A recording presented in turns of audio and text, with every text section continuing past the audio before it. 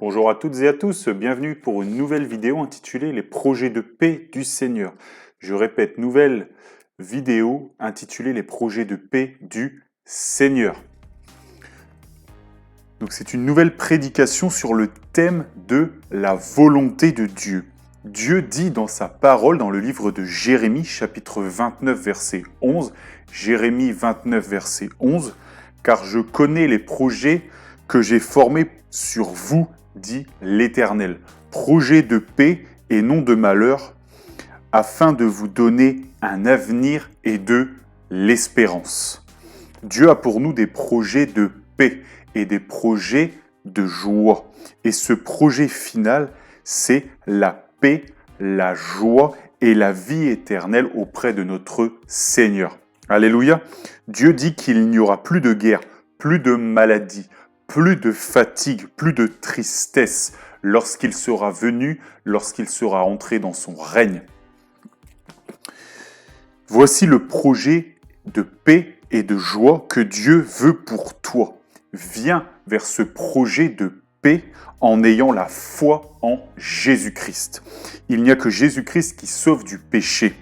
Il n'y a que lui qui a porté cela à la croix de Golgotha pour toi, pour moi, mon frère, ma sœur. Alléluia. Un jour, un homme a rencontré le Seigneur Jésus-Christ et il lui a dit, Évangile de Luc, chapitre 5, verset 12. Luc 5, 12. Jésus était dans une des villes et voici un homme couvert de lèpre l'ayant vu, tomba sur sa face et lui fit cette prière. Seigneur, si tu le veux, tu peux me rendre pur. Je répète, Seigneur, si tu le veux, tu peux me rendre pur. Jésus-Christ, Dieu le Fils, est interpellé par un homme lépreux. C'est un homme avec une maladie qui touche premièrement la peau. Cela peut désensibiliser, bien sûr, et entraîner des lésions, des amputations, etc., etc. Et cela peut aller jusqu'à la mort. Voilà ce qu'est la lèpre.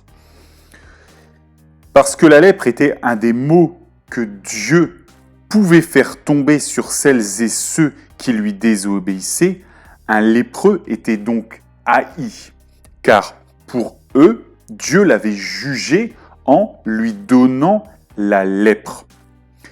Mais cet homme malade, il est quand même venu vers le Seigneur. Peut-être qu'à cette époque, ceux d'Israël l'avaient en horreur et l'ont regardé de travers, pour les raisons que je viens de vous donner, mais il est venu quand même.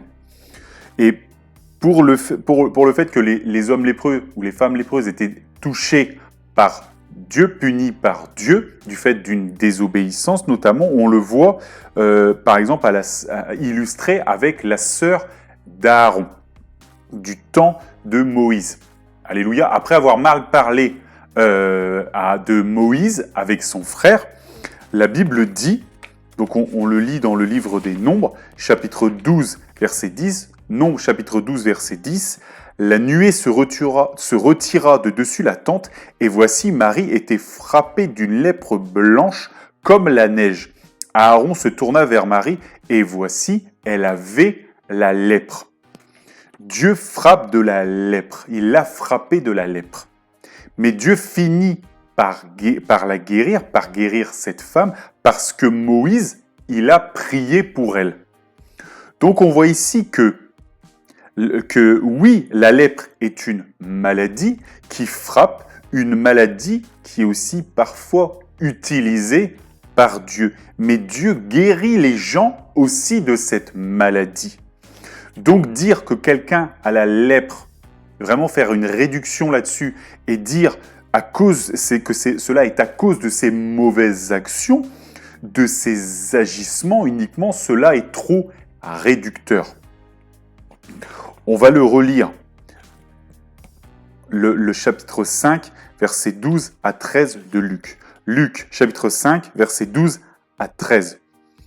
Et les gens ont regardé ce lépreux qui s'avançait comme étant quelqu'un forcément qui désobéissait. Peut-être qu'il y a eu des cas, mais voilà, il ne faut pas réduire uniquement à cela. En tout cas, voici, Jésus était dans une des villes. Et voici un homme couvert de lèpre, l'ayant vu, tomba sur sa face et lui fit cette prière. Seigneur, si tu le veux, tu peux me rendre pur. Jésus étendit la main, le toucha et dit, je le veux, sois pur. Aussitôt, la lèpre le quitta. Alléluia.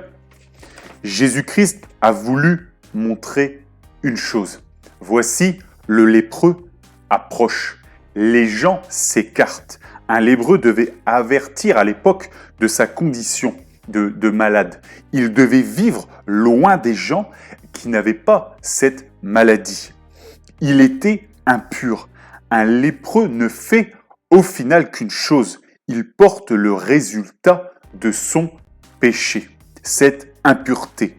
Mais n'oublions pas une chose. Peut-être que nous n'avons pas tous la lèpre, mais nous sommes tous pécheurs. Aaron a péché, mais seulement en parlant aussi mal de Moïse. Mais seule sa sœur, que nous avons vue dans le livre des Nombres, a été touchée par la lèpre. Aaron aussi aurait pu l'avoir, mais ce n'est pas arrivé. Tous pécheurs, tous malades du péché et ayant besoin de Jésus-Christ. Voilà notre condition. Fût-on malade ou non. Alléluia. Avec une maladie physique comme la lèpre, etc. Le lépreux nous parle, car sa peau n'est pas belle. Comme nos péchés, c'est un symbole d'impureté. Mais ne nous y trompons pas. Nous sommes aussi tous impurs, car pécheurs devant le Seigneur qui est 3 fois saint. Ça nous parle aussi de Naaman le Syrien. Et il avait ce grand général de Syrie qui avait la lèpre et qui a été voir le prophète qui a été utilisé par Dieu pour le guérir. Dieu l'a guéri, Dieu l'a purifié. Il a été 3 fois dans le Jourdain et il en est ressorti pur. Et Géasi, il a réclamé l'argent de Naaman. Et Dieu a fait tomber sur Géasi la lèpre qu'avait Naaman. Géasi, serviteur du prophète de Dieu, donc du serviteur du prophète Élisée, il a reçu la lèpre à cause de son péché. Et Naaman a été purifié par la grâce de Dieu. La lèpre frappe parfois. La maladie frappe parfois. Mais cela ne fait que montrer finalement physiquement une autre impureté. Cela ne fait que manifester la puanteur de notre péché. Voici le lépreux s'avance devant le Seigneur Jésus-Christ, Prince de la paix. Jésus-Christ, Dieu d'amour et de restauration. Le lépreux, en voyant le Seigneur, il a un espoir. Lui qui est rejeté, qui souffre chaque jour de sa maladie, il voit un espoir. La lumière s'allume. Mon frère, ma sœur, d'où nous viendra le secours? C'est de l'Éternel que cela viendra. Alléluia. Le secours est là. Le Seigneur est là. Le lépreux voit le Seigneur. Et là, le lépreux, le malade, le patient, le pécheur, il fait un choix. Je vais m'avancer et je vais demander au Seigneur de me soulager de cette lèpre. Oui, je suis malade. Oui, je suis pécheur, mais j'ai décidé de croire en Jésus-Christ, lui qui sera mon sauveur et mon libérateur. Alléluia. Le lépreux se prosterne devant Jésus-Christ et lui dit, Seigneur, si tu le veux, tu peux me rendre pur.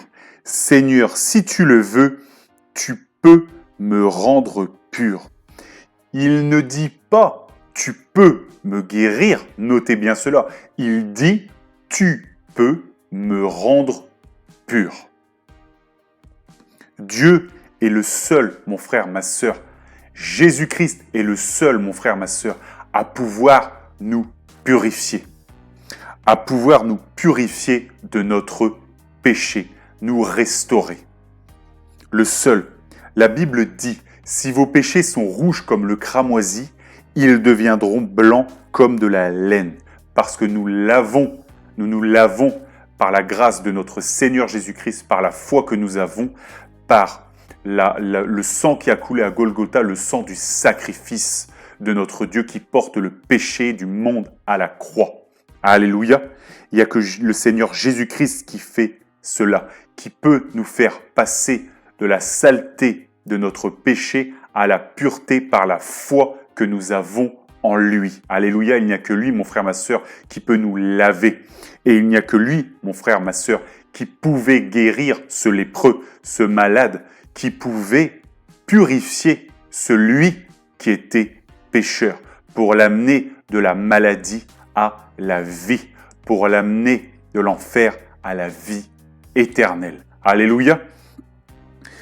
Il lui dit, ce lépreux, si tu le veux, tu peux me rendre pur. Si tu le veux, tu peux me rendre pur. Jésus-Christ le toucha et Jésus-Christ le guérit. Alléluia, il est Dieu. Il guérit son corps et il restaurera son âme. Jésus-Christ, mon frère, ma sœur, a pour toi des projets de paix et des projets de joie. Quand tu viens à lui, quand tu le pries, quand tu crois en lui, sois-en certain, mon frère, ma sœur, Dieu te guérira au nom de Jésus-Christ. Il t'imputera à justice ta foi que tu as en lui, en Jésus-Christ, au nom de Jésus-Christ. Alléluia. Oui, mon frère, ma sœur, Dieu veut te faire du bien. Il a pour toi des projets de paix et de joie. Il peut te faire du bien. Il n'attend qu'une chose, que tu viennes vers lui, comme ce lépreux, comme ce malade. Il est venu afin de faire éclater sa bonté envers toi, afin de faire éclater ses projets de paix et de joie dans ta vie. Alléluia. Vous savez désormais quoi faire et qui prier, que demander. Alléluia. Que Dieu vous bénisse dans le nom de Jésus-Christ et que toute la gloire lui revienne.